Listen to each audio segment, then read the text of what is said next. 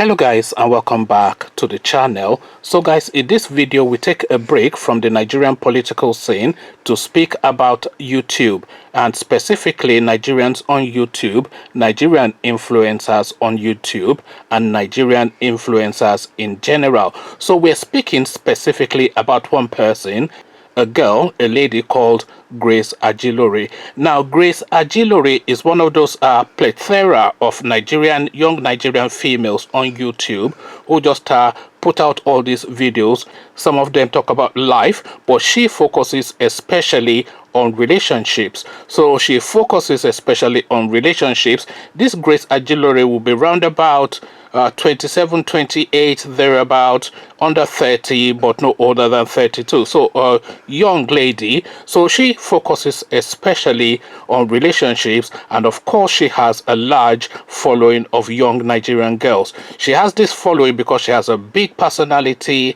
and then she's also quite pretty. If you like that sort of look, she's pretty in her own particular sort of way. So she does all these hair and makeup, and especially relationship videos. Now, in these relationship videos that this girl does, she especially goes after men. It's like a men bashing sort of videos that she especially pushes out. So that is really her core content. Men are trash, men are dogs, all those sort of language. You know the narrative, something that recurs quite frequently with some type of women who have had bad experiences and are now using that bad experience to color a whole gender. So this is what she does, and she does a lot of this all the time. Anytime you go to her channel, I used to watch her channels intermittently just to see, you know, sometimes when you're just strolling around on YouTube and a video just catches your eye and you think to yourself, let me see what is going on there. That is sort of how I became aware of this young lady, and then of course her contents are as I described. So now she has all this young following, as I said, and this young following are quite impressionable, and she's like this very powerful figure, very confident in the way she presents herself. She's very striking to look at. She's big, she's tall, she's pretty in a particular sort of way, and she's quite confident in the way she puts herself across. So really she presents that sort of Amazonic image that a lot of girls rally to, and a lot of girls have rallied to her. So she has this very large following, and then of course she preaches this message of men hating towards this particular demography that follows her. So now, why am I doing a video on this girl? Well, this girl, good news for her and her family and her partner, she's just now come out within the social media space to announce that she's pregnant and expecting her first child.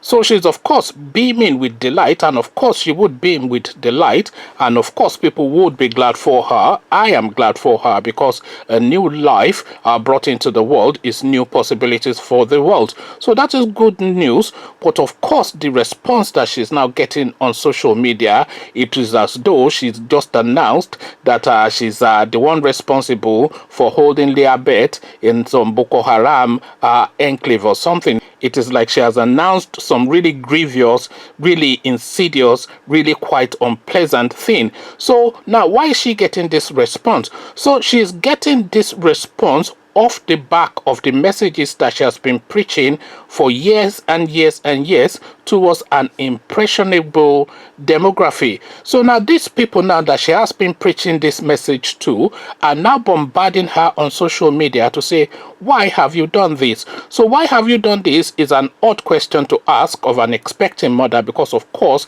congratulations is really the sort of wordings that should be going in her direction. But why have you done this is the question that our following are asking her. So the reason why they're asking her, why have you done this, is because these people that are following this particular lady are that impressionable. So when they go on YouTube and they listen to and watch all these men bashing narratives, and she does all this storyline and all this sort of stuff as well. So when they watch all this, they absorb it wholesale and apply it to their lives and manifest it in the way they go about their being. So a lot of them are coming out to say that they've rejected relationships off the back of what this Grace Ajilore has been preaching to them, that they have turned men down, that they have also now followed that narrative of all men are dogs. But now, suddenly, the person that is leading that charge is now announcing that not only is she pregnant, she's actually also married, because she is referring, of course, to the guy that got her pregnant as her husband, and they have actually now moved in together. So now this is a real blossoming relationship. And that husband, by the way, it could well be in the Nigerian context. You know, sometimes when you are not formally married, but you have been in a long-term relationship and you're an established couple, sometimes you just refer to each other as your husband and your wife, even though the actual ceremony has not taken place. But be that as it may, this girl has been hiding away for months and months, because her presence is no longer felt on the social media scene for about months and months. And of course, now that she has resurfaced on social media, is to announce that not only is she pregnant, she's in a relationship and they are moving in together, and they have actually moved in together. So now this seems to jar a lot with a lot of people, especially her following, and also the people who are cynical about this girl. So first, to the following, we've already described why they are of that thought, because they followed her wholesale without engaging their own thinking faculty on how to run their own life or what is best for their lives. And imagine this: you're a girl and somebody is telling you all men are trash, but then you've got brothers, you don't think your brother is trash. You've got a father, you don't think your father is trash. You've got uncles, you don't think your uncle is trash. You've got relatives that you have a very good relationship with, and you don't think they are trash. And somebody out there, some vague figure on the internet, is telling you that all men are trash, and you are buying into that wholesale. So really, the fault really needs to go in the direction of these people first, because of course this girl is well within rights to go online to say exactly what she feels. She could well say she's going to be walking upside down on her hands for the rest of her life. She can say anything. She can go and say she's the president of America. She can say anything. It is now left to you, the watcher, the listener, to take on board how you choose what she has said. So if you are not taking it on board wholesale without pausing to engage your own brain to make a determination for yourself, you can't then vest your life on some obscure figure in the ethers, in the internet somewhere. I think this girl is London based, but she shuttles between London and Lagos. She's one of those type of girls, one of these aeroplane type of people who are forever on a flight. So she lives this glamorous life, and she's telling you all men are trash, and you are then absorbing that into your life. So that's the one element, and all that fault goes to those people. Now, on the flip side, it is the height of irresponsibility what this girl does, because of course she's been doing all these all men are trash videos and all men are trash videos, and she's noticed that all those all men are trash videos are gaining traction, and she's getting a lot of viewership and a lot of viewing from them. So of course she continues to regurgitate them and embellish them and enhance them and go even deeper and harsher and sharper.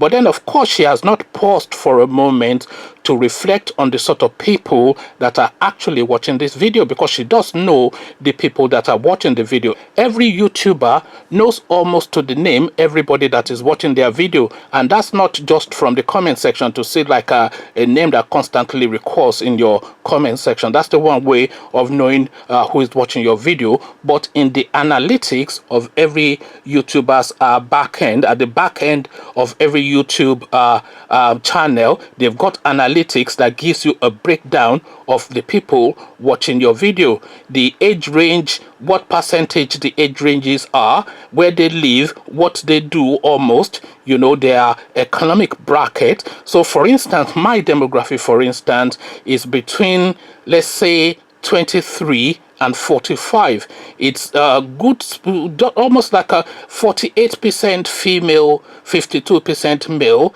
A lot of them in America. The largest viewing is actually in America, and then followed by Europe. But then Europe, of course, is captured as one entity. So UK, of course, then Germany, etc.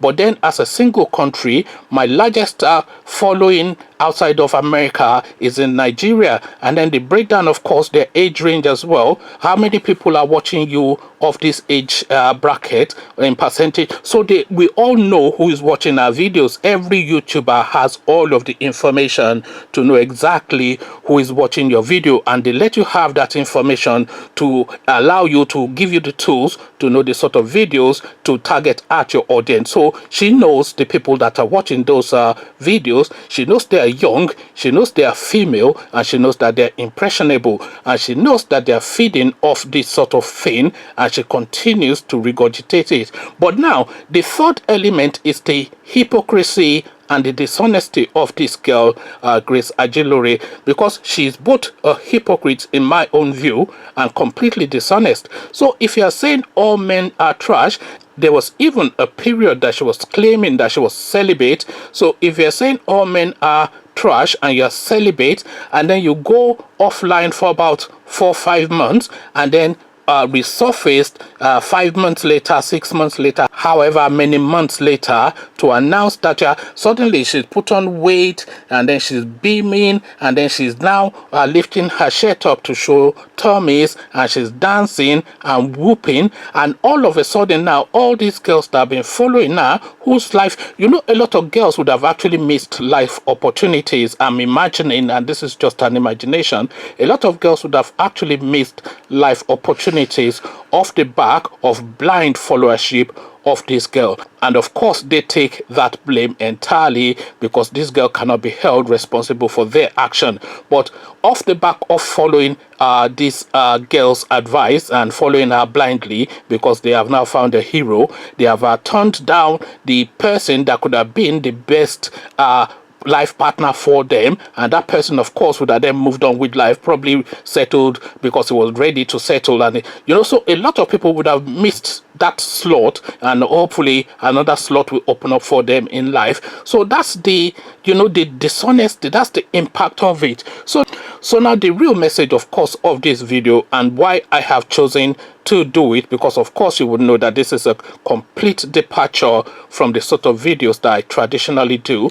But the real message which I just wanted to get out there, I mean, if you know a young girl that follows some person like Patricia Bright on all this kind of whatever it is, all these glamour YouTubers who are always photo shooting and Instagramming, if you know any young impressionable girl that follows these people, then you might want to sit them down and give them some perspective to say that all that glitters is not gold, and what these people are presenting to you is what they want you to see, one, and what they will know that you want to see, two, and what makes the most viable commercial sense for them, three. So you are just really a digit, because your followership in YouTube also, it has a monetary value.